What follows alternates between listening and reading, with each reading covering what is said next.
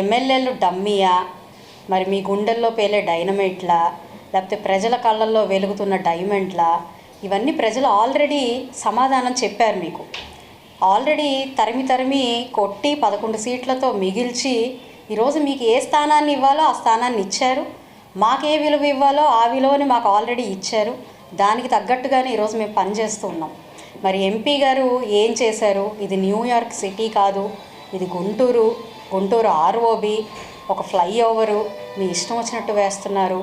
మీరు వచ్చే ఎన్నికల్లో న్యూయార్క్ వెళ్ళిపోతారేమో, మేము మాత్రం ఇక్కడే ఉంటాము అని మాట్లాడుతున్నారు.